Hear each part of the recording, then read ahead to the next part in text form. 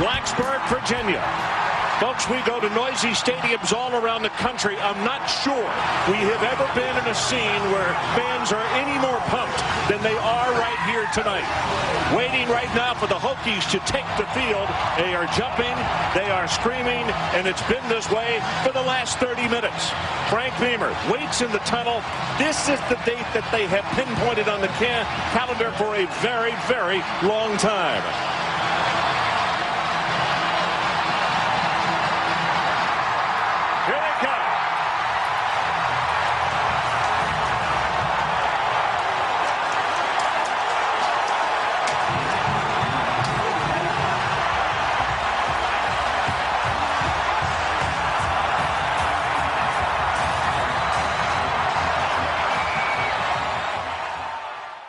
Welcome back to the Boundary Corner podcast with my partner, Brian Siegel. I'm Curtis Wilson. And Brian, that was the voice of the legendary Ron Franklin, who passed a couple weeks ago. And I thought it was not more than a fitting tribute to play the 2003 entrance to the Miami game. Because, man, we can say it, right? If you're of our age, if Ron Franklin was calling your game on ESPN, it was a big deal. You knew that was a big damn matchup that weekend. The call was always spot on. It was so smooth. It set the picture. It got everybody in the mood for a great game. And as he said, there's no place like doing it in Lane, man. It wasn't. He had that one, and then the 05 when he called that game as well.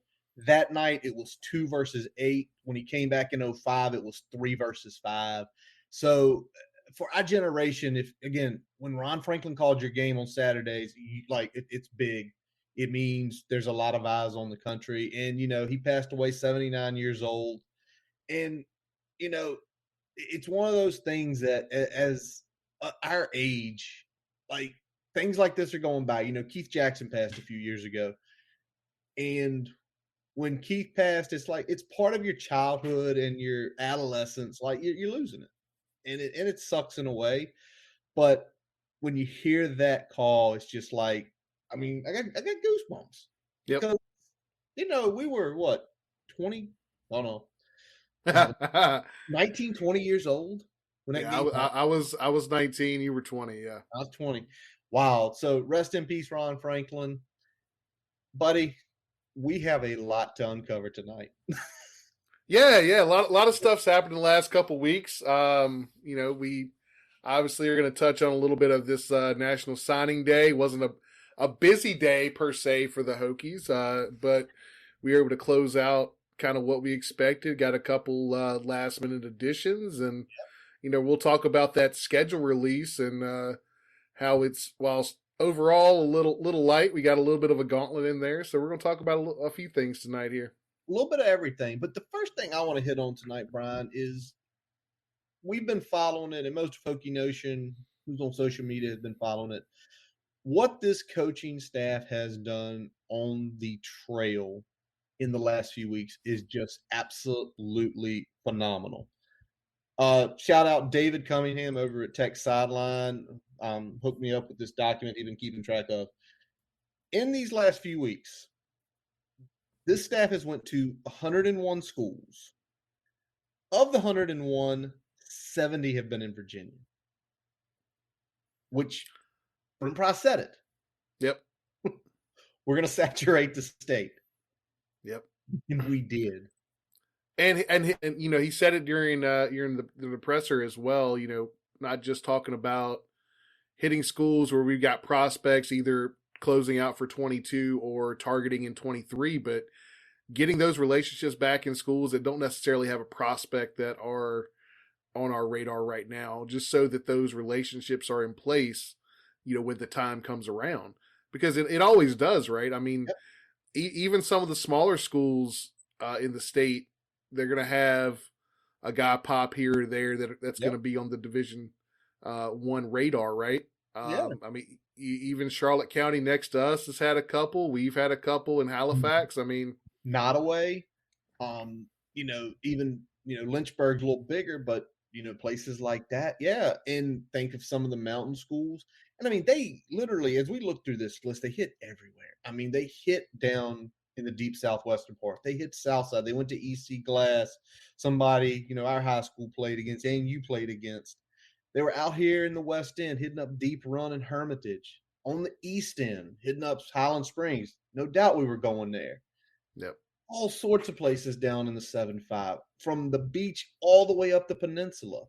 Northern, it sounds crazy, and it did seem like more than just a handshake and a how you doing. It Yeah. seemed like they were in there. Prime mentioned today he was at one of the smaller schools in the Southwest, and when they knew he was coming, there were like 14 teachers who were like Hokie fans or alum waiting for him.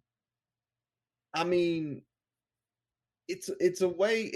It just when words are one thing, actions are another. Yeah, we're seeing it play out in real time, right? We're seeing, and not just shaking the hands of the coaches or talking to the one or two prospects that are there for that school, but going by and seeing the teachers that have either Hokie alums or Hokie fans that have reached out as the days gone along. I mean, you saw several photos with teachers and Yes. with Admins. admin with even like PE teachers and stuff. I mean, there was stuff all over the place. Guys that aren't necessarily directly involved in the recruiting, but they have an impact, right? They are ambassadors for the Tech brand all the time, because that's either that's their school or that's who they like, that's who they pull for. So getting in good with them and showing that they're part of the process, I mean, that's big, and that's only going to bode well in the future.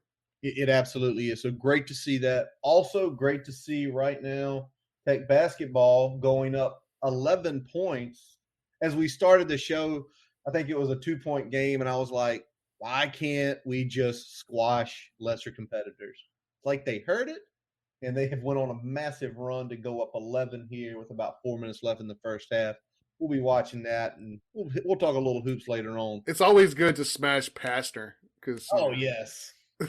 He just has a punchable face. He's got a punchable face, man. It's so punchable and everything. All right, so let's hit up this tonight, guys. We already kind of mentioned it. Big part of the night, what we talk about today was the final signing day, original signing day. The class is kind of the bow on it, per you say. Maybe a few more walk-ons and things like that trickle down, but scholarship guys are locked in. And Brian, we've been talking about this class being a better class, even with the turnover. And I think, again, it goes to credit of this staff. Ended 247, ranked 33, fifth in the ACC. What do you think about that before we jump into some of these players? I think they did a good job of holding on to what was there and kind of making a few good moves towards the end to kind of fill out the roster and make sure that we're a little bit better set up going into the 2023 class. And I think they did a good job with that. We lost a couple big names towards the end there. Yeah. But we replaced those with a couple big names as well. Mm-hmm. And did a good job of kind of rounding out the edges with some of the last minute additions between the couple flips we had towards the end of the cycle in the early signing day, and then getting a big one from down in Florida to kind of close out this round of signing days. So I think overall the staff did a good job. I'm looking to see some improvement heading into 2023. Absolutely. Or at least not giving any ground considering the late start in the 2023. 2024 is where I'm looking for the big movement in terms of upswing in the recruiting pool, where we're flirting with the top 20. Yep. Brent Price said it today during his presser about basically this class. You start relationships in 9th grade. They're coming in having to start relationships roughly halfway through these kids' 11th grade year for the class of 2023. And the class of 2022 was, it was just, this is who we are. This is what we're trying to do. I will say this. I think you're right about next year. I want to see no worse than 33. I'd like to see a marginal gain. I'd like to see 29, 28. Be sweet to see mid-20s, but I think that is I think it's fair, and he is painting a picture and setting the standard of like, don't expect us to go from 33 to 13 in 1 year, because that's not how recruiting works, and it's great to see that. But Brian, let's talk about these three guys that were that signed today, and let's start with this guy first, Daquan Wright. I mean, we got him way back when. When did he commit? Let me see here. Committed back summer of last year, right? Yeah, I think it was early June. Yep, late June. Late Late June. June Okay. last year, 6'4", 230, down from Perry, Georgia. He went from like a mid-80s, mid three-star guy to a four-star guy. And I mean, He would be higher if Rivals had him as a tight end and not a wide receiver.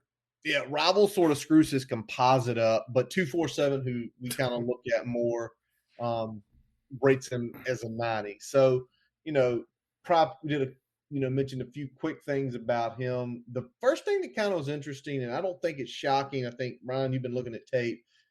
We're going to be a tight end oriented team. And Price said that.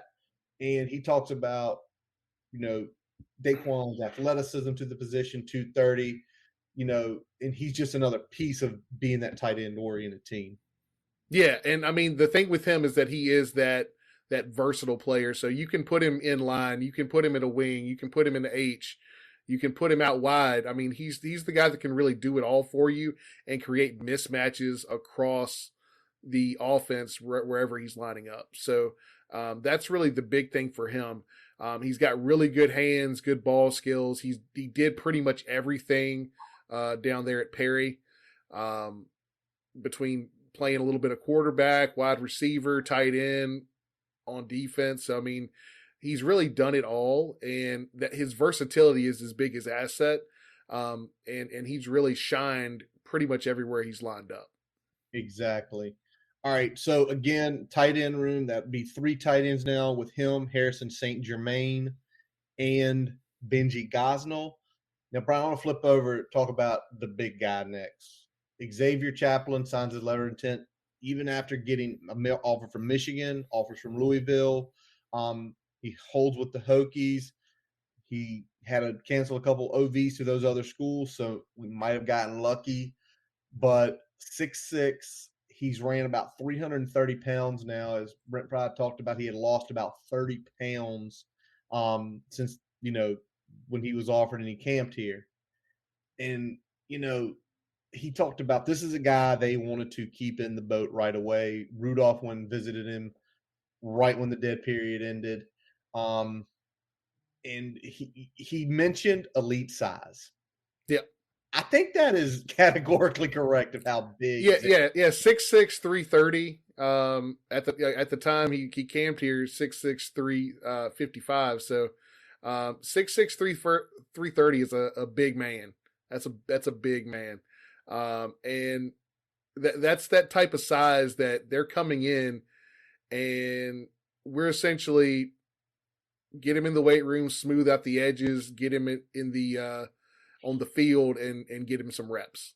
Yep. Well, there's not a whole lot of seasoning that he needs in terms of the weight room. So. And that in the weight room might not be a problem, because the one thing that really impressed Pry was how there wasn't sloppiness. He's athletic. I mean, you see him on the videos he posts dunking. I mean, he's athletic, quick.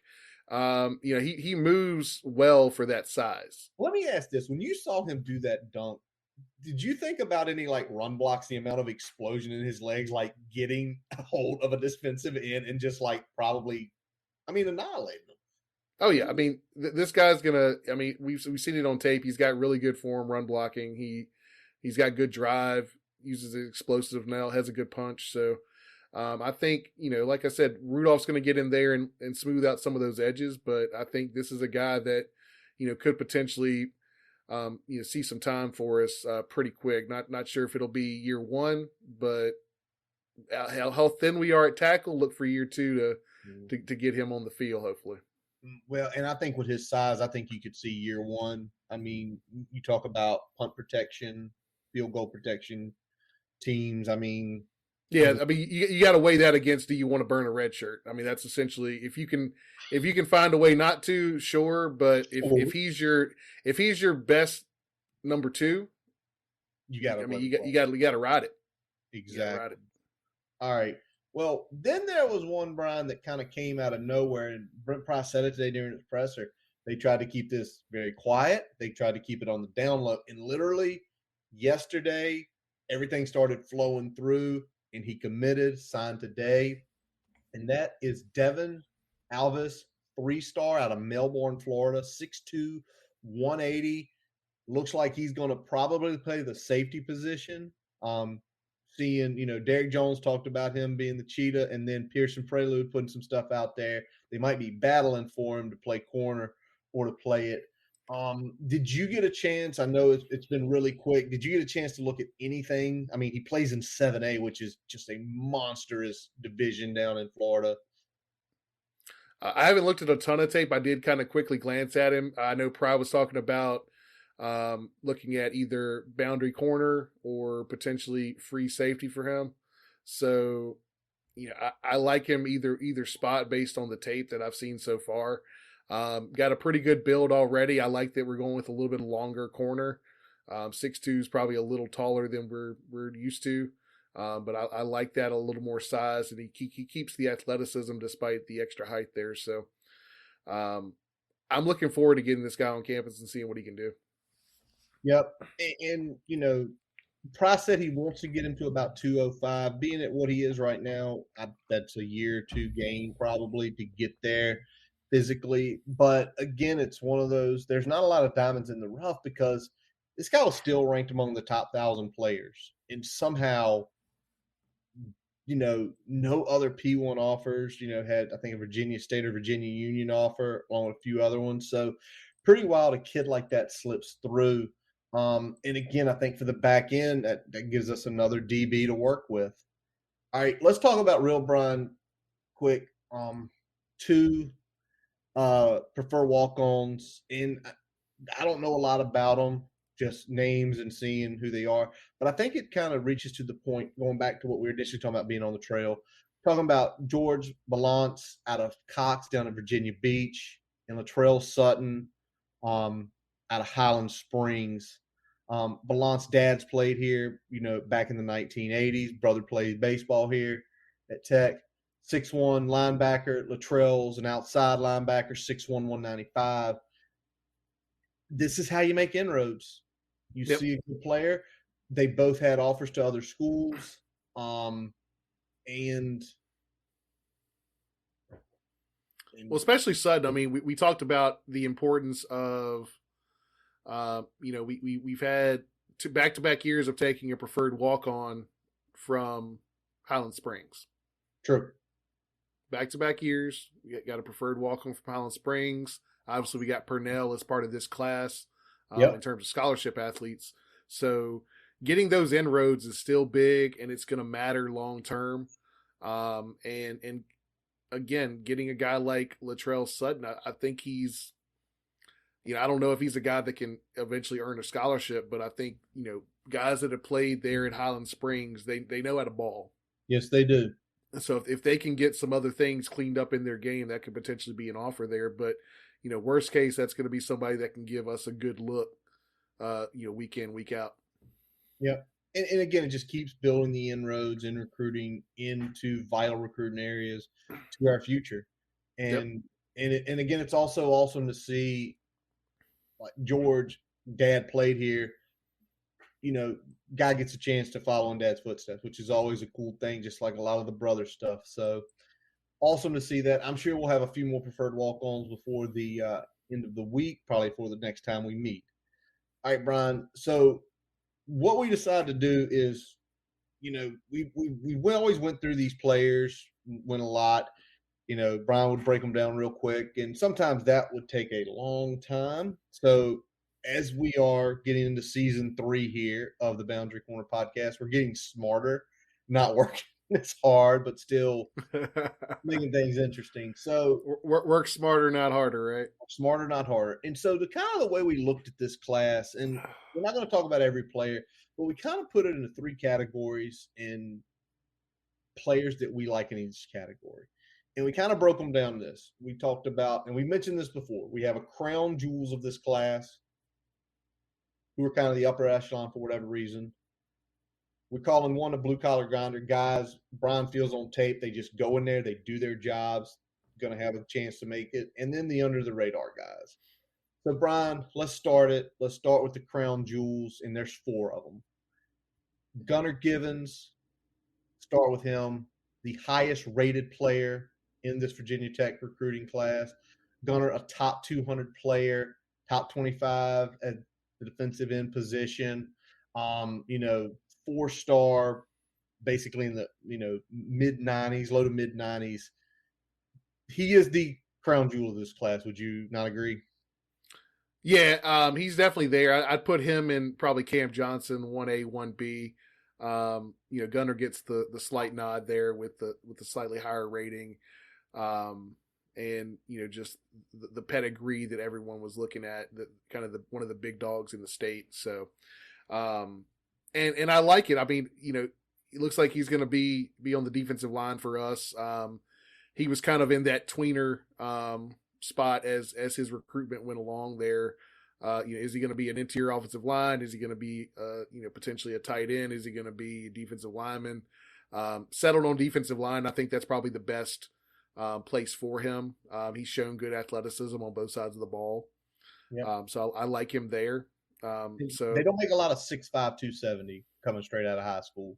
No, that's one of those things of like, if Givens comes in, I think he's enrolled already, and it starts clicking on the defensive line, he's going to have potential to have a role year one just because of body size. Yeah. Now, you already mentioned the second crown jewel, Cam Johnson, top 300 player, and probably one of the bigger reasons he's up here is where he plays. He plays at St. Francis Academy. That is an elite private school for football. 6 foot, 165 pounds, already enrolled. Love seeing that. How big is it to get that inroad to St. Francis with Cam? It's huge, man. It's huge. Getting in with schools like St. Francis, and I mean, we can run down the list of the schools IMG. there. Yeah, Math. we could run through the schools there that we would like to get better relationships with, but St. Francis is definitely up there. With the big boys in that area, and I like this guy's tape. He's probably a little bit, I wouldn't say raw, but definitely a little rough around the edges in some areas of his game. But I think out the gate, I mean, he's got great athleticism and good technique overall. I think he'll make an impact. I don't know about year one, but he's definitely a guy that you need to look out for. Year two is some of the older cornerbacks on this roster start kind of cycling out after 2022. It's awesome to hear. So again, Cam Johnson, another one of the crown jewels of this class. All right, we kind of started arguing about the next two, but we finally settled. We had a debate. We did. But the next crown jewel we looked at was Benji Gosnell. The 6'5", 240 tight end, played in Hillsville this year, originally from North Carolina. He is in the North Carolina rankings. 4-star guy, top 20 at his position, top 350 in the country. And he was originally committed to Ohio State, decommitted. Whatever reason, I'd have to go back and read those stories, but there was a late surge by North Carolina to try to get him in their boat, and Prime them essentially closed the deal on it. And we know how important North Carolina can be for recruiting. Yep. That's why he's here. Yeah, that's the big thing. So, I mean, when we talk about Benji Gosnell, regardless of the physical traits he brings, good size, 6'5", 240, going and stealing a 4-star from North Carolina's backyard after they've eaten our lunch for 3 straight cycles is pretty fucking good. And I like that we were able to make those moves and get that deal closed, especially with the coaching change and then Pry being able to come in there and finish things off. Yep. So again, big, big, land, getting the footing back in North Carolina, stealing a good player from down there. Big time. The fourth one, he's been there for a while for us. And I don't think it should come as it might come as a shock to some people. We consider him a crown jewel, but we feel like Rashad Purnell is a crown jewel. Coming out of Highland Springs, we're still wondering what people are rating him on. I mean, winner.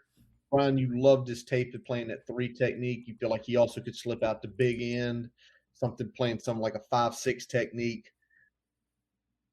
And it's getting that Highland Springs, one of their elite guys, right? Yeah.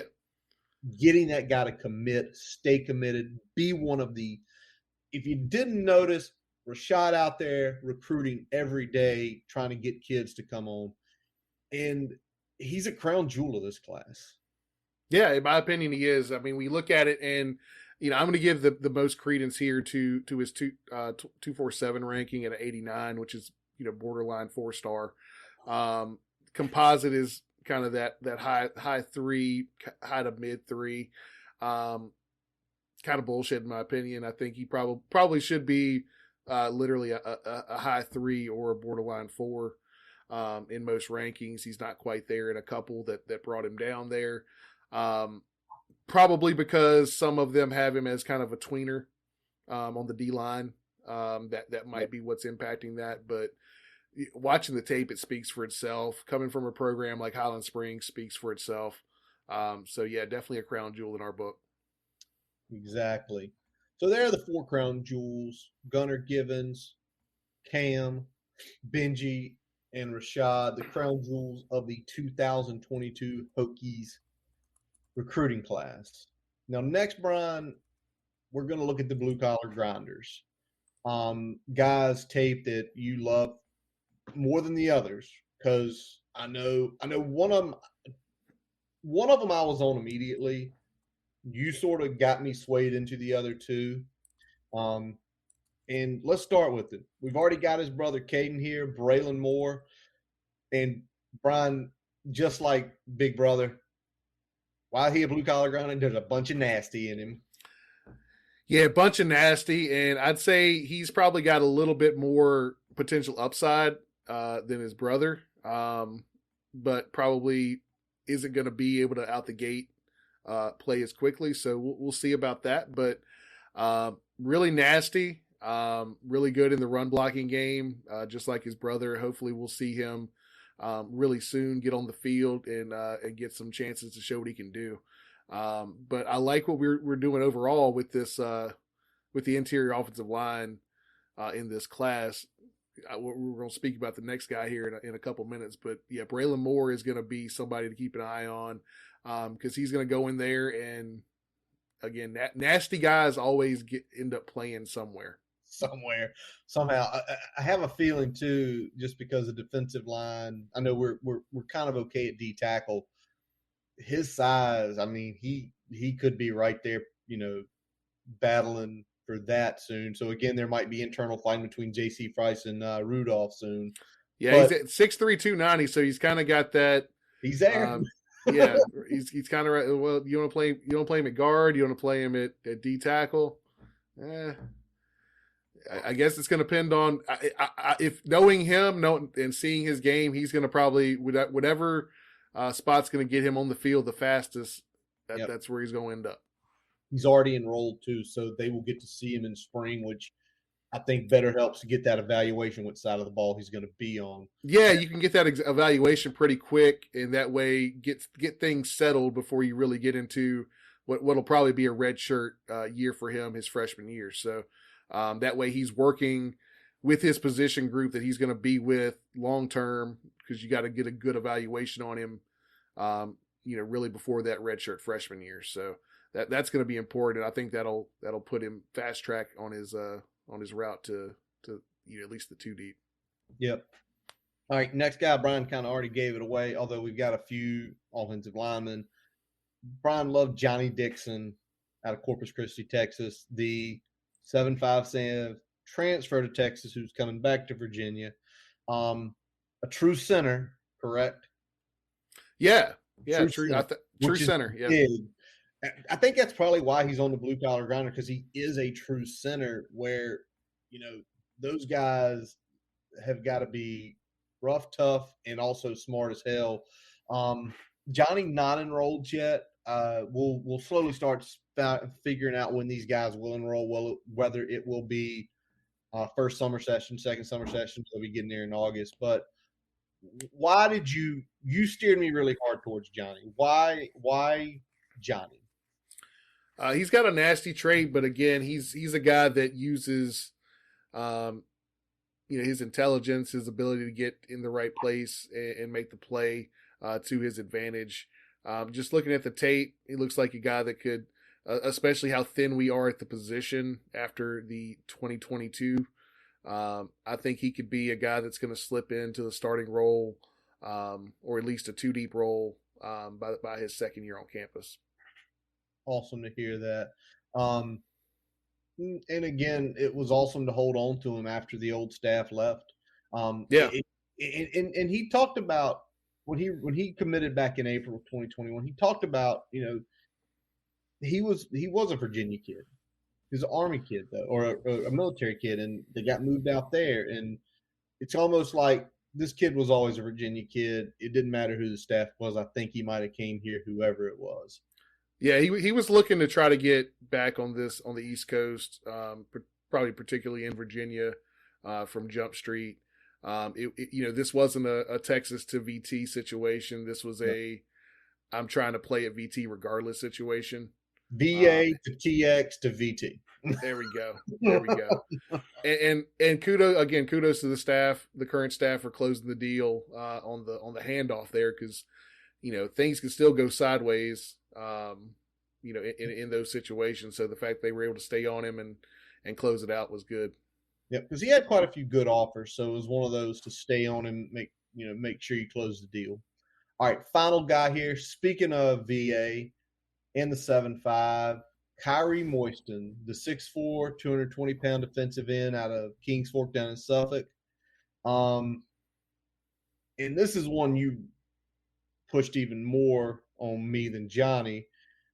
But why do you see him in that grinder type role with Moiston? So he's got a motor, and he's going to need it, because he's probably going to play that smaller end opposite a Gunner, opposite Purnell if he ends up sliding outside. He's got quickness. He often pass rush with his hand in the dirt and standing up. So he's kind of got a little bit of versatility there when it comes to pass rushing. Really good at getting flat and fast, chasing running backs out of the backfield. So you got a lot of tackles for loss where he tracked down a running back from behind the line of scrimmage. So I like his game overall. Again, it's going to be a little bit of getting some weight on him and seeing how he can handle that. But out the gate, I like his ability. Excellent. So again, our blue collar grinders, for whatever reasons, the streaks of nastiness, motors, intelligent play, Braylon Moore, Johnny Dixon, Kyrie Moiston there. All right, Brian, 3 guys we are putting at under the radar. And we've already talked about one of these guys. It was Daquan Wright. He, again, a mid 3-star just 5 months ago, and now a 4-star. We've talked about his athleticism, his versatility, being able to probably line up anywhere as a tight end. And even though now he's a 4-star, we put him here because he wasn't. When he committed, It was just like, well, this is a good player. And his offer list is still somewhat pedestrian, small, right? Yeah. Somewhat very pedestrian. So, definitely under the radar. And, it seemingly some of that extra tape with 247 made them go, whoa, this is a little different with this kid. Yeah, I was sitting here from day one when I watched this guy's tape. How is he not a 4-star? How? You do that often. You did. It was mind boggling how this kid was not a 4-star. And I mean, 247's updated their ranking for him. We looked at it when we were putting this some of the notes together for this episode. Yesterday or the day before? Yeah. Rivals having him as a wide receiver is what's bringing down his composite rating on 247 and on 3. If y'all haven't checked out on 3, some of the folks that started 247 have another recruiting site now. They've got rankings similar to 247. They go a little bit deeper. Industry standards is great. Yep. Because if you looked at industry standards, shout out on Yep. 3. Industry standards, you're like, when Brian was, I'm sure you went to on 3, it's like, who's bringing him down? Freaking Rivals has him at like a 5.5, like a low, not a mid 3-star. They have him as a low 3-star. Even ESPN has him, he was either a 79 or an 80. Yeah, it was like a high. It was a high 3.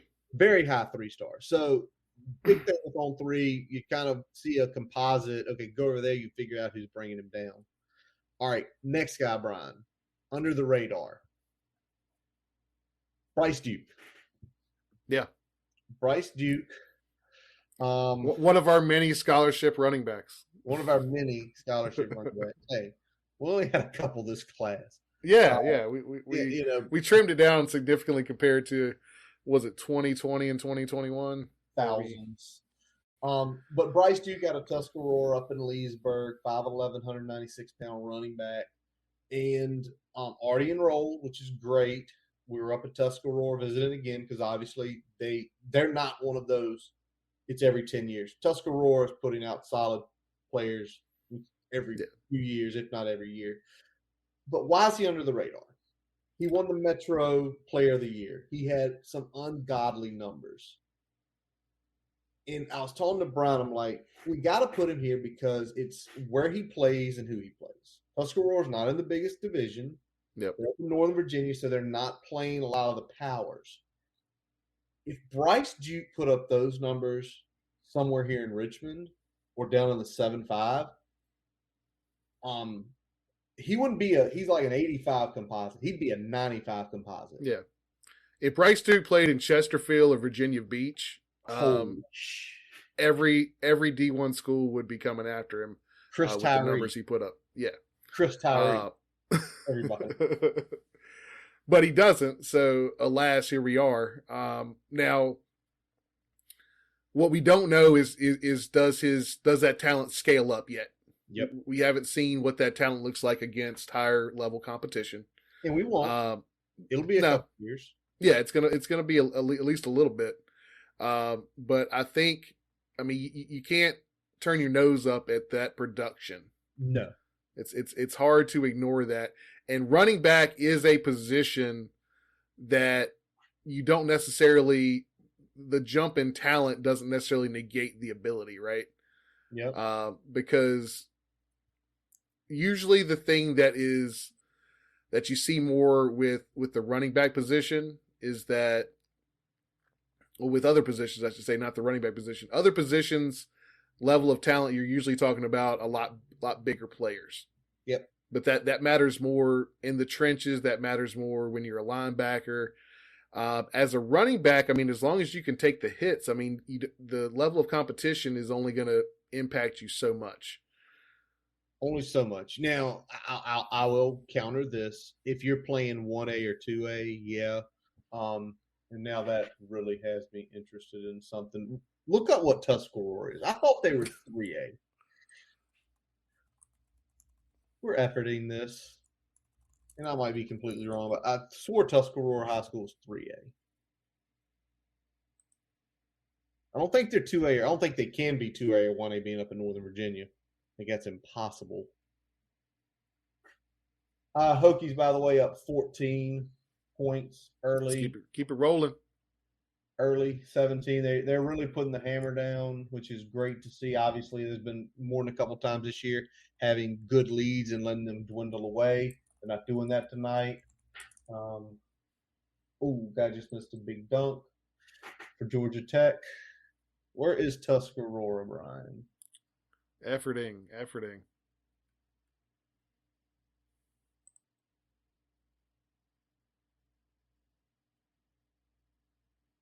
Georgia Tech cannot literally buy a shot right now. 10-foot jump shot, rims out. They get the rebound, layup. They're short. We hit a 3. And now we are up 17. There we go. That's what we like to hear. That's what we like to hear. They're Division 4. Okay, so they're 4. So they're not the 5 or 6. They're 4. So they're playing some decent schools.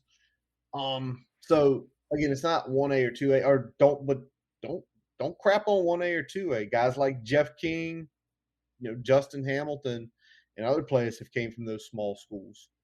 All right, Brian, let's hit the last one up. The under the radar guy, still trying to figure out his rating here. From the RVA, Thomas Dale, Malachi Madison, 6'3", 310-pound guy.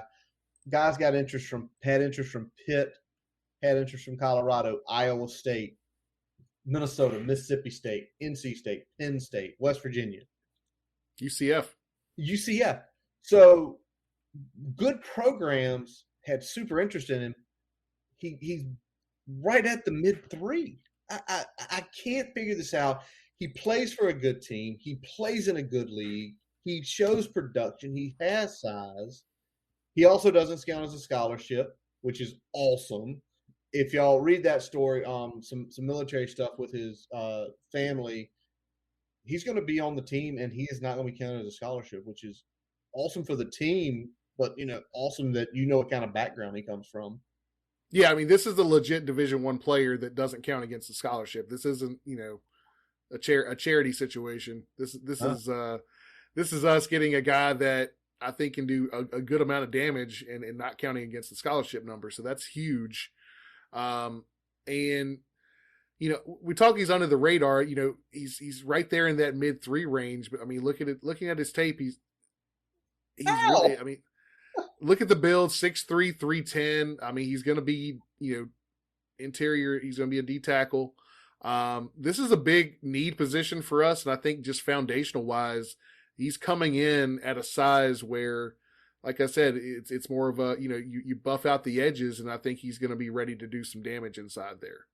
Yeah, and one of the tougher things to again, it's where like the recruiting stuff kind of screws up is any player that size as a mid-3, it's just really tough. Sorry, having to do something here, folks. It's just really tough to figure out how this guy flies under the radar. I would understand if we looked at his offer list and we were his biggest offer, right? Let's say he had the UCF and he had some, coastals and other places like that. But the schools I mentioned are legit Big 10, Big 12, and SEC schools. He's got all the big G5 schools on the East Coast, and then a good handful of Power 5 schools. Some of them with histories of putting out some really damn good defensive linemen, like Pitt and like NC State. And the other thing is where he plays, Thomas Dale. He's playing teams like Bird. We know the products Bird can put out. Matoic is putting players out. He's playing Hopewell, where Henderson went, Petersburg, Dinwiddie. That's a good schedule. That's a good schedule that he played against. So blows my mind why he's one of the under radar guys. So again, folks, the 3 under the radar guys, Daquan Wright, Bryce Duke, Malachi Madison. So, and like I said, we could have put Daquan Wright in there with the crown jewels if it wasn't for the fact that he was legitimately under the radar. Legitimately under the radar. So the class in general, again, 33rd, we feel good about it because there are some players there that had some good tape. And with this change in regime, we feel like they're probably going to be able to use them better and more intelligent.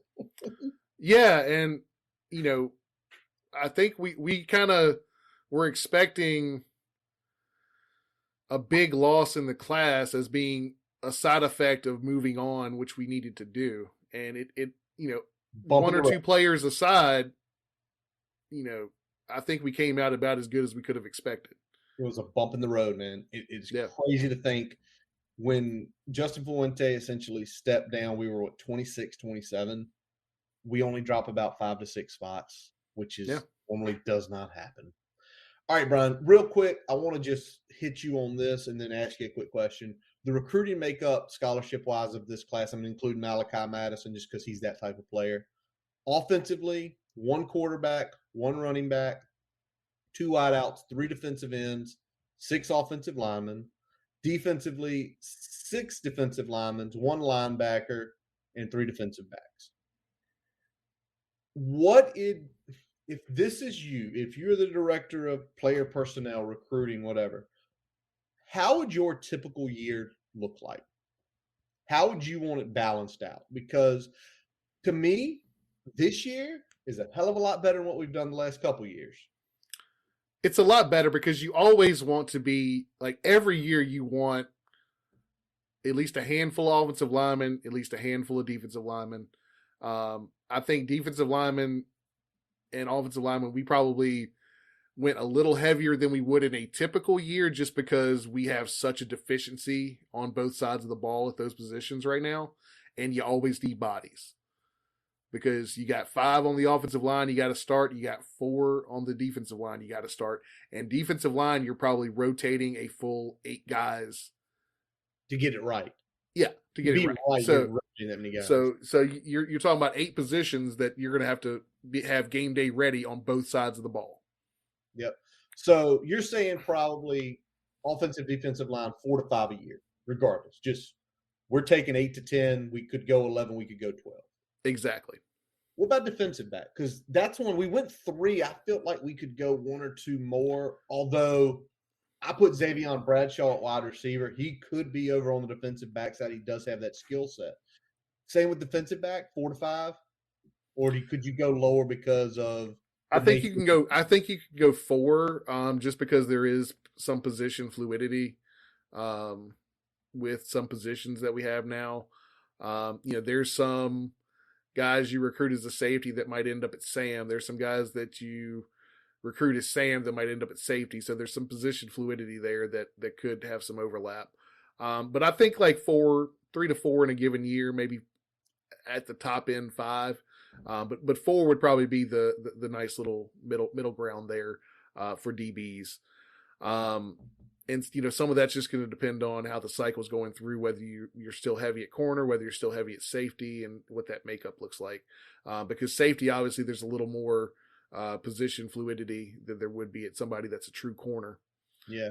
Like KM and like DJ last year. Yep. And then the rest, the linebacking groups, the tight ends, wide receivers, running backs, quarterbacks. I'm one of those. I think we should take a quarterback every year.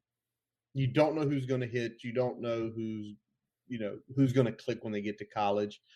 The running back room, the way we had done it, just completely messed it up. I don't think we can take 1 a year. I think that's a 2 or 3 position a year because sometimes you have those guys come in and it does take them a while to get going. Some guys can take a look this year at what happened. Yep. Give it a few games, started rolling. You should have 6 to 8 scholarship running backs at any given time. Not 6 to 8 in one cycle. Yeah, we had at one point 12 or 13 scholarship running backs on the roster. Yeah, kind of insane. You can't do that. And I feel like wide receiver, linebackers, depending on your offensive system, and tight ends, depending on your offensive systems, that's going to fluctuate. You could probably get by with when we're hearing Brent Pry continually say tight end dominant offense. I don't think we're going back to the 1970s and running, some sort of 7-8 man line just pounding the ball. But I think what they're looking to do is you're probably going to have minimum 2 tight ends on the field at a time. 12 personnel unless we are in some sort of hurry up, come from behind mode. But then you take a look at guys like Daquan Wright and even a guy like Drake or James Mitchell, where even you can stay in 12 personnel, right? You can stay in 12 personnel and still run your entire playbook. They're playing the Joker. So it's one of the interesting things going into 2023 we'll be paying real attention to. Keep an eye on, folks. See how they're balancing this class out. Look at potential voids of the next couple of years. All right, Brian. Oh, by the way, we did take a kicker. Didn't want to leave him off. We have a kicker on scholarship. He better be kicking field goals year 1, much like Peter Moore did year 1, punting. All right. I mean, it worked out last year. Hopefully it works out this year. Quarter review, Brian. No ins, no outs. I guess that's good. Guys At this point, that's good. I mean, right now we're probably going to see a little bit of fluctuation as we get towards the end of winter workouts, and we'll probably see more fluctuation after the spring game or as we approach the spring game. But the fact that we didn't lose anybody in the process there, I think bodes well for folks buying in, at least in the short term. I know some people are gonna, if they don't see themselves jumping up the depth chart like they want, that's another story. But at least in terms of what the coaches is selling right now, they're buying it. So 100%. I'm good with that. Now, nobody in, nobody out, but Jamari Connor and Nadir Thompson announced they're returning. That's good for the back end. And that's big. And I think Jamari Connor is going to be Sam. I think he's moving to Sam. Now, do you think he's going to play Sam and nickel, or because what we've seen and what our buddy Robbie, who we're going to be discussing with in a couple weeks here, last couple years they stayed in base regardless. Like, you go 3 wide, cool. We got a Sam linebacker. I can run what I want to run out of here with him. And I think it's good for him. For Jamari Connor to play that Sam, that's what he's going to play in the league. Now, the question is going to be, if we do go to nickel, does Jamari leave the field? That's the question. That is a big one. And so there's 2 schools of thought here, because playing Sam, he's probably going to get less day-to-day practice at the things that he's probably are the deficiencies in his game. Yep. So that may not be something where you can just kind of flip the switch and move him back out there again. At best, he'll still probably have the same liabilities in those situations that he had this year, because he's not going to be repping it as much, even as he was last year. That said, having some fluidity there where you don't have to go a true nickel package every time, that definitely helps. Well, it helps if you're playing hurry ups, right? You're playing hurry up teams. It's like, we don't need to sub out. We're going to go to this next set. If you got a team that, you get them in a 3rd and long and you got a chance to, they're not hurrying up, so you can get your true nickel in there and get your sub package in there, that's fine. But if they're going hurry up, then you can stick with your base and still not be vulnerable. Yep. Even though you still, you don't have as many, you still have probably more holes than your nickel package has if they're going hurry up, but you're not bleeding. No, you're not at all. All right, Brian. Well, let's flip it over to this. We're going to talk about more staff additions. We are completely away from mom and pops now. We're not nationwide corporate. We're definitely regional corporate now. And let's start with this one. If you recognize, the name sounds familiar, especially the last name, it shouldn't surprise you. Jalen Belen has been hired to serve as the director of on-campus recruiting. Why does the Belen name sound so familiar, you ask? Well, John Belen was basically Frank's chief of staff for 30 years, basically from the moment Frank walked through the door until he left. She comes from Wake Forest, where she was an assistant. Essentially, she was Dave Clawson's chief of staff, and their on-campus recruiting coordinator. So what she's doing here. So obviously has some backgrounds, had been there for a couple seasons, graduated from Georgia Southern. Mom is the chief of staff of the men's basketball program that we're watching right now, who was up 20 points a second ago. Love the hire, Brian. Yeah. You can say, ties. Obviously that you can spin that one way or the other, but, she's got the bona fides too to back that up. And I think it's going to be a good asset and someone that already kind of has an understanding of the way Virginia Tech operates. And I think that's important. And that's the big thing that Pry has been looking at as he's built both the on the field staff and the off the field staff, is, some of that familiarity with how Virginia Tech operates, the how to sell it, and also understanding the limitations and how to, make sure that those don't get highlighted as well, which is just as important in the recruiting process as anything else as well. Yeah, exactly. It's that she's basically been her Hokie her whole life, with the exception of going to Georgia Southern for undergrad. She left Blacksburg at 18. She's lived in Blacksburg for 18 years. You don't think she doesn't know that place ins and out? Like you said, know what to sell, know what not to sell. Now, she's the director of on-campus recruiting, so I think that she's primarily going to be the person when they show up for their visits. Now, the director of recruiting, Cami Nations. Cami Nations coming to us from Marshall. So obviously, Mike Villanegrana, all over, fingerprints all over this hire. So what did she do with her? Thunder and Herd? She was at Marshall when they signed their best class ever. Ever. And don't get me wrong, I think having Charles Huff there is helping them out a lot, but knowing someone like this saw it be done in a way, it's awesome. At worst, they're not fumbling the bag behind the scenes. They're getting everything done that needs to be done. Yeah. Whether they're moving the needle forward, they're not setting the needle back. Nope, not at all. She's actually been in collegiate football since 2013, where she started as a student assistant at LSU. That is her alma mater. So she graduated there in 2017. Then she went over to Mississippi State and served as a recruiting assistant while Villagrana was the director of recruiting. Also some connection there. Joe Moorhead was coaching there during that time frame. Also, Chris Marr was there at that point in time as well. So obviously, we see some interconnections there. Yep. And 1920, she was over at Austin Peay. I feel like this is,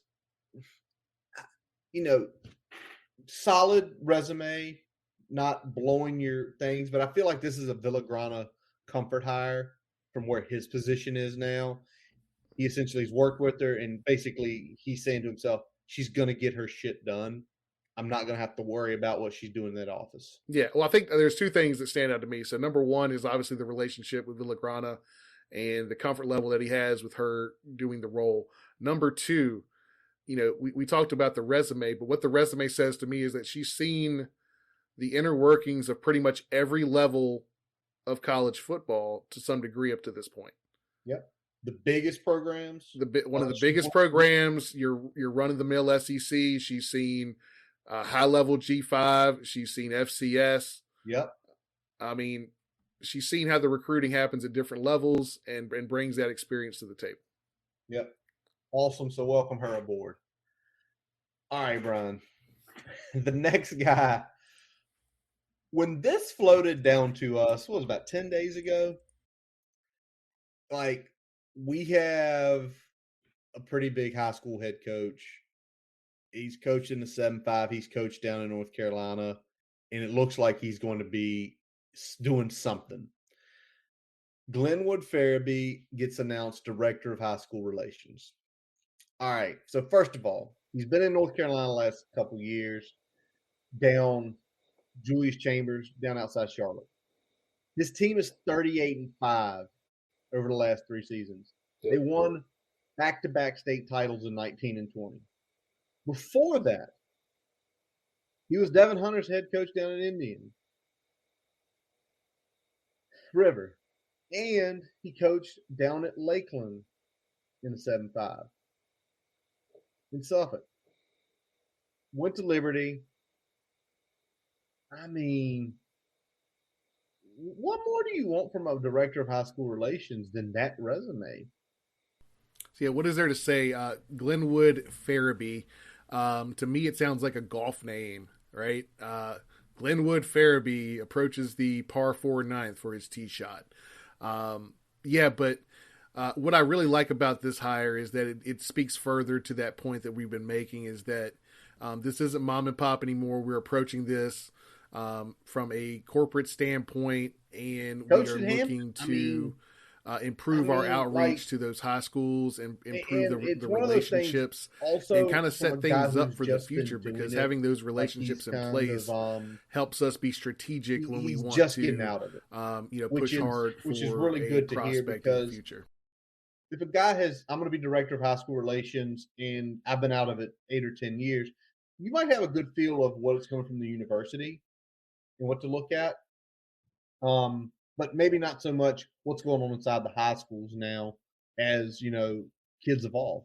But Brian, let's continue to flip because the strength and conditioning staff has added quite a few new members as well.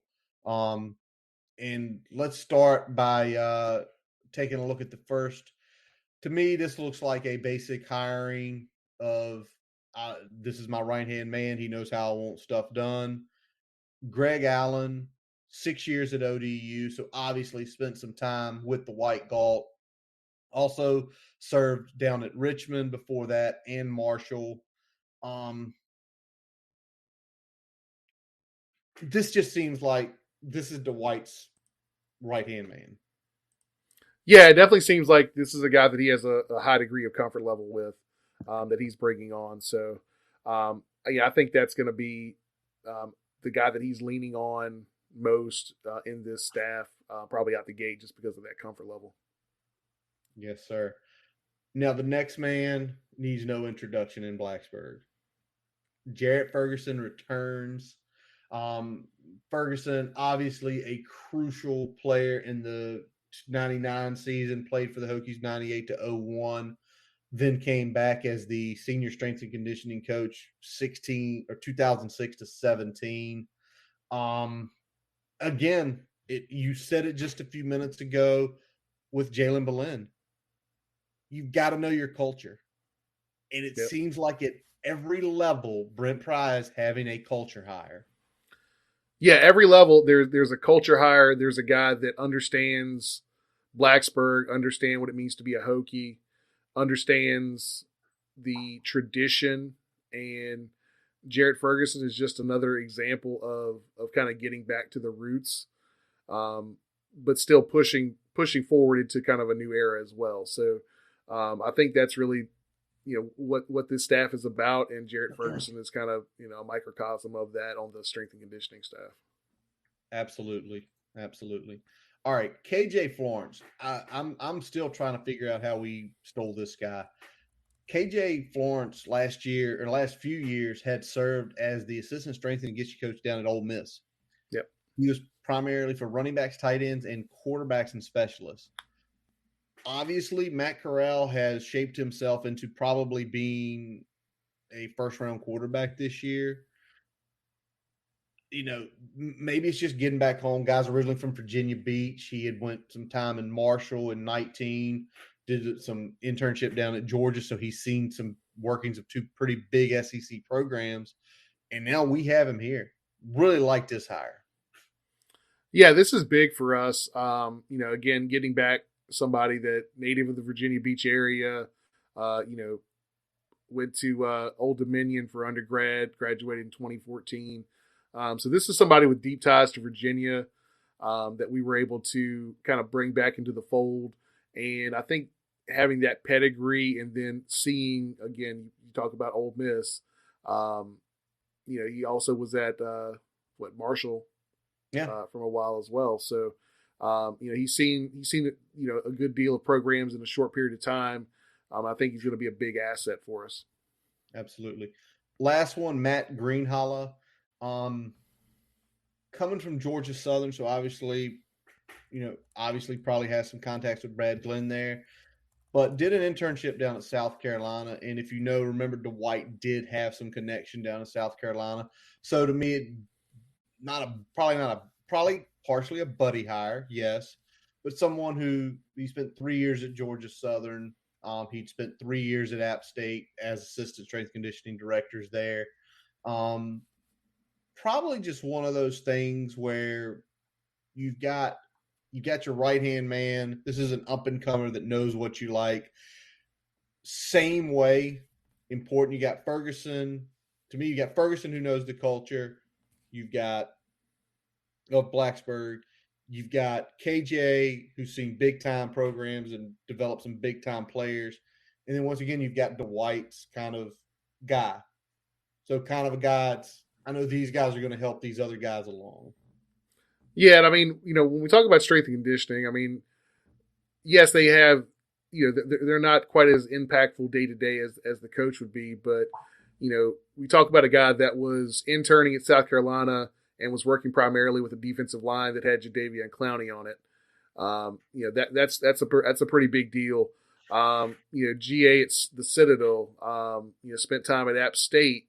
Now Georgia Southern. Now he comes to us. I think this resume is a guy that is kind of building there, and I think this is it's I wouldn't call it a buddy hire. It's a relationship hire. Yeah, and I think this guy's shown aptitude to get the job done wherever he's landed. Abso-freaking-lutely. And then, Brian, there is a new position amongst Virginia Tech strength conditioning, and that is the director of sports science, who is Brian Jackson. He's had a similar role to this down at William and Mary last year. Also did some stuff down at Duke implementing sports performance programs down there.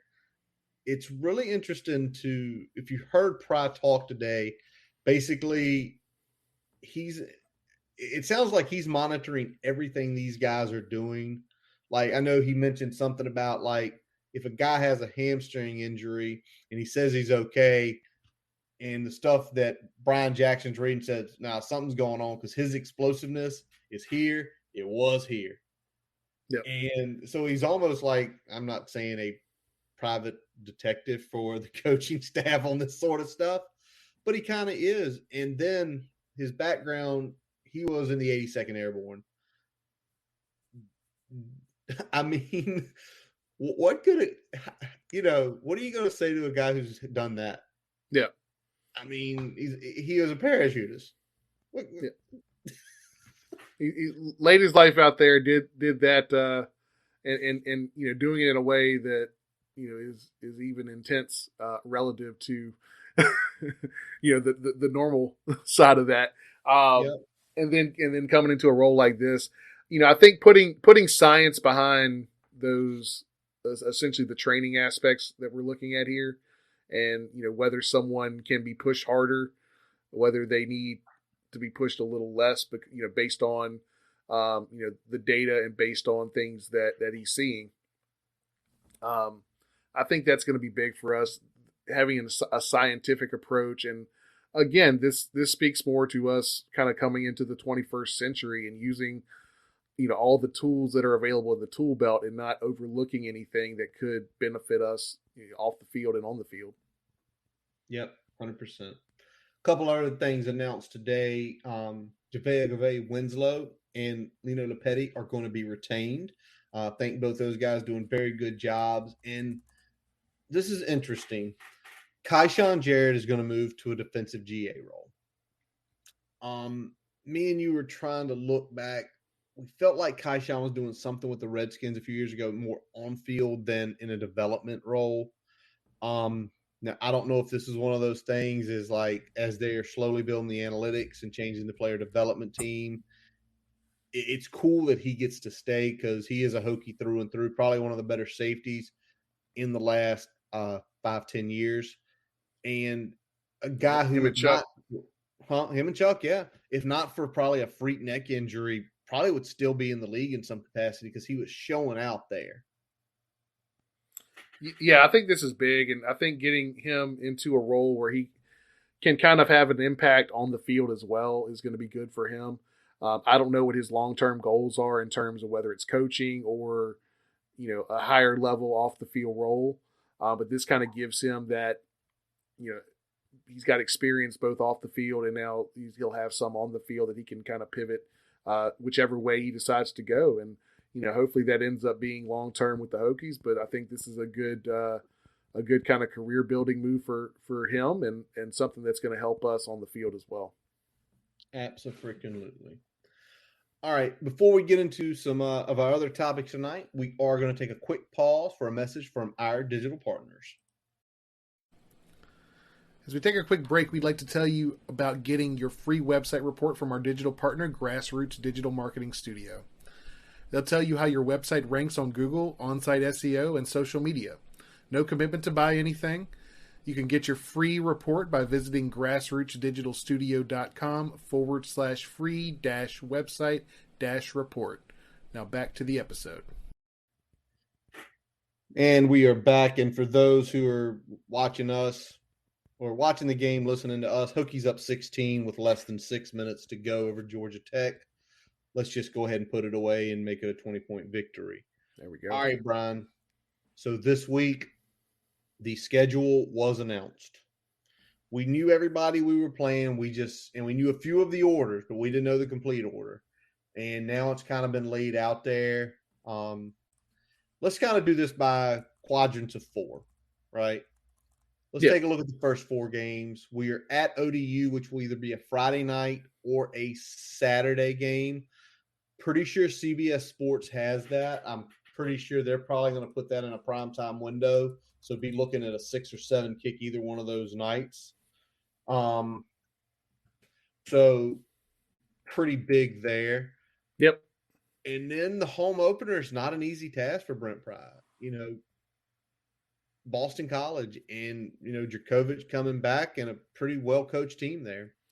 Well-coached team and a team that during the Fuente era kind of had a snake bitten most of the time, except for that one game we got them when they were turning the ball over. So I think this is going to be an interesting one to look at. Are they going to be a step up or a step down from where they were last year? I think, we'll see how we are at this point. I think ODU is probably a good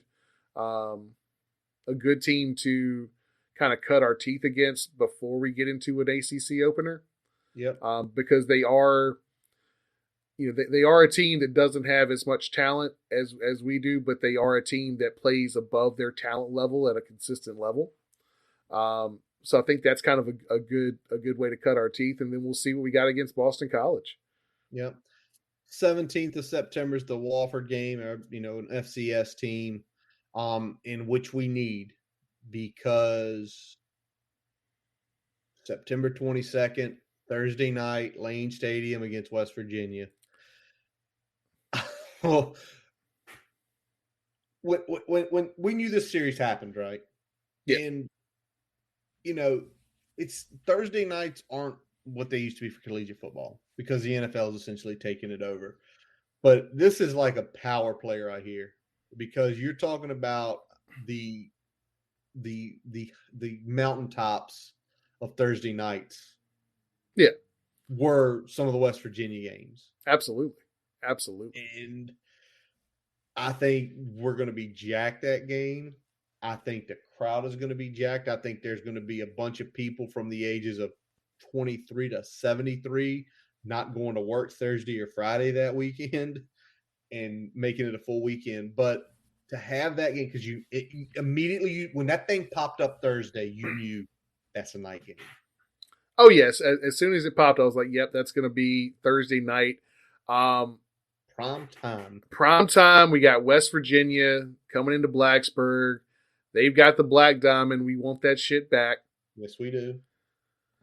And that's really going to kick off what becomes the gauntlet stretch of this schedule, right? Yep. The next 4 games, including the bye, go as follows. At UNC, which is not a scary place to play. At Pitt, where it is scary because it's so damn quiet. Miami at home on the 15th. Open on the 22nd for a bye, and then a Thursday night game down in Raleigh. NC State. Yeah, it's going to be a big game. Which of those 4 games worries you the most? Probably Thursday at NC State is going to be our toughest competition, but I'd say Pitt is probably 1B just because of how we historically play when we go to Heinz Field. And even though I think Pitt's not going to be as good as they were this year, I think they're going to still have a little smoke. They'll be good enough, and that might be, hopefully we're not the same team that's traveled to Pittsburgh the last few years and laid some eggs. Exactly. Let's hope that is going to be washed away in the Pry era. The other 2 games are just probably the 2 most talented teams we'll play all year. Rankings-wise, star-wise. Yes. In terms of just overall the recruits that they've have and the guys that they've grabbed in the portal, UNC and Miami will be the most talent-laden teams that we will play in this period, despite the fact that they haven't always played up to their ranking. Exactly. I kind of look at the first 8 games, and so much is going to be tone setting, right? Yeah. What happens in those first 8 games? Is it, expectations? I don't. Some people are already like 8 wins, 6 wins, 10 wins. Somebody said 12 wins. Trying to realize what that person was on, but to each his own. Um, I mean, but there's not a game on here that we couldn't win, no, but there's not. there's certain. I don't think I have no illusions that we will come close to running the table. Yeah. The best part about this schedule, and let's talk about the last 4 games. Georgia Tech is going to be November 5th, then followed by at Duke, at Liberty, and then UVA at home. The best thing about this schedule, top to bottom, is the furthest drive this team has is Pitt. Yep. So they're definitely going to be getting at a lot of these places, some pro Hokies there. Going to get, we should travel well. You don't have to worry about the travel fatigue as much. Yep. You're not on a plane as long. You're not on a bus as long. All that is shortened. And then you talk about the stretches. So we start. I'd say we started about at the average level. We ramp it up a little bit, but then we kind of got a little bit of a coast into the finish. I don't think it gets easy, but it definitely tapers off. I think it gets easy. I'm sorry. Georgia Tech is like Georgia Tech and Duke. Yeah, I'll give you that. They are hemorrhaging players. Yeah, hemorrhaging players. I mean, with Georgia Tech is hemorrhaging. Duke's under Elko, under a brand new system, brand new everything, trying to get back to Duke where they were. They're going to be a tough out. I just don't think they have the talent right now to do anything. No, not this year. Liberty, Malik Willis ain't coming back. They got Charlie Brewer. I've seen Charlie Brewer play. Charlie Brewer is not Malik Willis.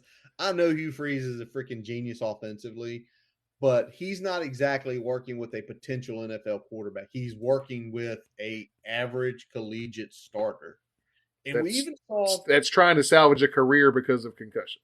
Exactly, which is just so we don't know if Charlie Brewer is going to even be starting by the next to last week in the season. But more so with Liberty is, all right, we saw what they did in 2020. Yeah, we lost to them. We saw they had a great season. They didn't have a great season last year. They were fine. They were okay, but they were not doing. I think some people they were if they were in a Power 5 district, they'd be flirting with the bowl. They'd be somewhere between 5 wins and maybe 7 wins would be their upper end. Last year with Malik Willis. All right, so then UVA, obviously they're going through their own coaching change. A lot of kids in the portal. Armstrong's back, yes.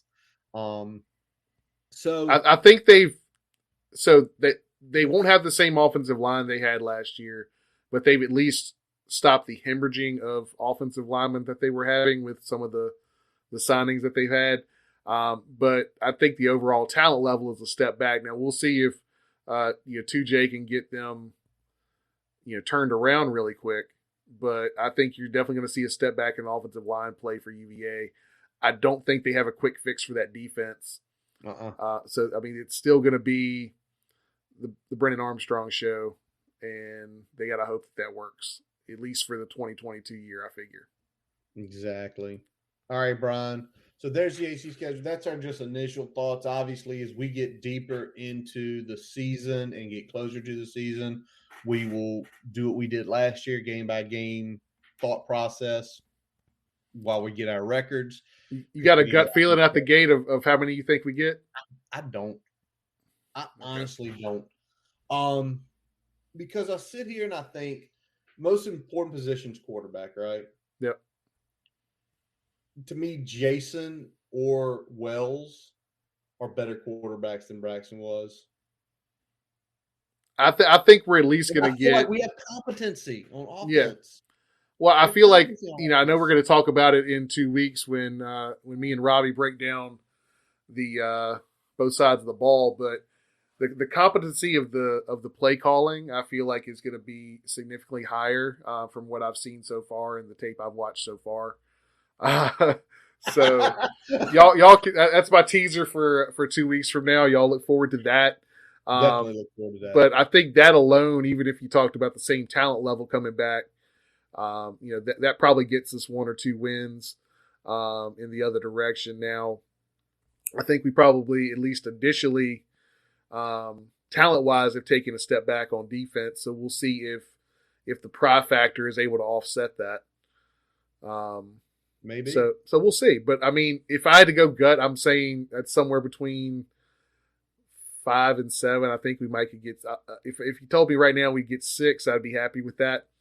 And that's based on the roster as it's constructed now. Ask me again once we have the next big portal in, portal out after the spring game. Well, why don't we talk about the spring game? Because heck, spring game, April 16th at 4:00, we could see something there, and you could look at me and be like, "Did I say 6? Higher, lower." But spring game, April 16th, 4 p.m. will be on ACC Network. You mean it's going to be on ACC Network and people can go in person? Yes, they can. What a novel fucking concept. Craziness. Our current status for that game is TBD because we have weddings around the same time where you're going to be out of town a couple weekends. I'm going to be out of town a couple weekends. And sometimes as you grow up to be an adult, to ask to go out of town again, it doesn't fly all the time. But either way, we're going to what we want to do is we want to get probably a quick hitting episode live from a tailgate at the spring game. We're hoping that happens. Obviously, there's still some moving parts to that, but we will let you know as soon as we both have been given the green light, both from our own mindsets and from our wives. There's your key right there. Now, let's talk about this, though, Brian. Spring practices are going to start March 18th. And something that Pride talked about during the presser really caught my ear. He talked about those opening days of spring practice aren't really practice days. You hear him say this today? Like the 18th, 19th, and 20th are like installation days more than hard-hitting practice days. What does that tell you? Do you think this is like his norm, or is this is brand new here, and I have to do it this way this year? Well, I think you probably, I don't know if we get as many practices, but you're going to spend a good deal of practices out the gate, especially in spring with installation. You're bringing along more than likely, some new freshmen, obviously, that have just enrolled. You're bringing along freshmen that redshirted the previous year that probably ran more of the other teams' playbooks than they ever got to look at our own team's playbooks. So the level of installation is going to be something like that out the gate regardless. It's always a good refresher to get some of the veterans back into that mindset as well. There are some guys on a team, particularly a quarterback that almost has to do this. But then other position guys that kind of really, they soak up the playbook. It's in their head, unless it's a new play or another wrinkle that the coordinator's adding to the offense. They've got that shit in the memory bank. And then there's other guys that they have to get those reps to really have that muscle memory. So that's why you do things like that with installation, because there's guys that learn differently that are veterans, and then you got to bring those young guys along as well. Makes sense. 15 total practices, Brian, will be the amount. And starting the 18th, they're starting a little bit later than the old staff did. For whatever reason. I think maybe a couple of it is, I'd have to look, but Tech spring break is probably somewhere in that neighborhood. Maybe it's that we're going to wait a few days till they're back from spring break to get them into it. Makes a lot of sense to me. But there are 2 new rules that have been passed concerning spring practice. The first is going to limit full contact to no more than 75 minutes of a non-scrimmage practice. What does that say to you when you hear those words like that? I think it's good and bad. I think when he talks about 75 minutes, no more than that for non-scrimmage practice. You don't want guys getting beat up during the spring, but you also want to make sure that they are hitting during the spring because that's when you get to do a lot more with fundamentals. You get to do a lot more with install. But if you're going to run install, you need to sometimes get that going full speed as well. So I don't hate it from a long term health perspective, but it gets you probably a little less out of some of those practices than you'd want. I got you. I got what you mean by that. I want to say it used to be 90, so down about 15 minutes. Yeah. That is a lot of time overall. I think again, I get like you've got to get physical because that is the nature of this game. But it's also if we're looking at a safety thing, which is going to go more and more to like what's 15 minutes? Really, what's 15 minutes? What can you do that you can't do in 75? Now, the other one, this is a super interesting one because they are going to be banning full contact from occurring on 2 consecutive spring days. So basically no back-to-back pads, which obviously going to save some on the body, but also tells me it's going to probably be a thing for coaches. Like you now have to be really smart of how you plan these things out, right? Yeah. I think they're going to change how they probably do their practices. They're going to be periods where that they don't include on the days where they can't hit, and then there's going to be certain periods that they include only on days that they're going full pads. So I think that'll just change how they're going to structure those practices based on which periods and which specific drills and things are done on a given day. So again, some new rules that the coaches have to abide by and live with. I think we're lucky in the sense that Brent Pry is a new coach, a new head coach. You can say, well, he's been at Penn State and they've been doing certain things certain ways. Coolest part is he gets hired as a head coach. He gets to put this together, and then they say, well, you can't do this anymore. Cool. Well, I was writing my plan out anyway, and I can just take that into account to look forward to, which is a really great thing. First of all, right before we get ready for our last segment here, Hokies up 13 with 50 seconds left. Pastner in the punchable face and his stupid-looking sideburns is he's like he took a timeout. It's like, dude, you're freaking down 13. Yeah. I mean, we saw Reggie Miller do the impossible one time, but come on, man. Yep, I don't think that's going to happen. I did confirm actually their spring break ends March 13th, so they're essentially giving them a few days to get back in the swing and then going full bore. But think about the genius of it. They're probably going to do 2 or 3 days that weekend, right? Yep. Friday, Saturday, or Friday, Saturday, Sunday, huge installation program to start it right off the bat where the guys are back in the swing versus, doing it the 14th or 15th, middle of the week. To me, that doesn't make sense. All right, Brian. There is essentially one game left in this football season, and it is the Super Bowl. And unfortunately, you got one guy that's not happy on this podcast, or at least less happy. Much less happy.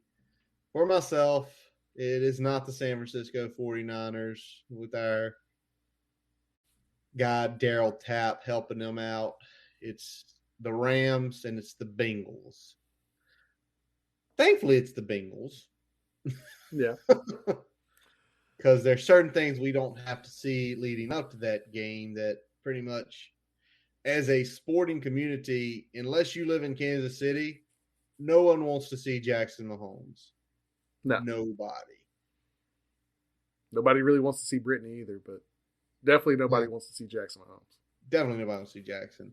So, Bengals, Rams. On or off a mechanical bull? Huh? I said on or off a mechanical bull. I don't know if you saw that video this weekend. Did not see that video this weekend. Okay. But this game, we're not going to do spread here, but I just want to see what the line is. Rams are 4-point favorites, 49.5 over under. I'm going to let you do the saving because I can't right now. What do you think on this game, Brian? Who you got? And I know we're really a long ways out, so if people get hurt, you can always take your bet away. Yeah, I'm gonna go Bengals. I think that defense does a good job of keeping them in there. I think there's a little bit more fight in the Bengals. We'll see if they can hang with that defensive line, because that's really the only thing that concerns me is that defensive line getting after Burrow and causing havoc, because the Bengals almost don't have an offensive line. But if they're able to slow them down enough for Burrow to cook, I think they could be onto something. All right. Interesting call. Hokies win, by the way. Let's see if we can make it like 9 in a row going to the tournament next month. I'm completely against you. I think the Rams are going to win this game. I think it's going to be a 7 to 9 point win. And it's exactly what you just said. It's defensive line versus offensive line. And that is a bad offensive line. No ifs, ands, or buts about it. And let's go through it. Does Kansas City have an elite defensive line? No.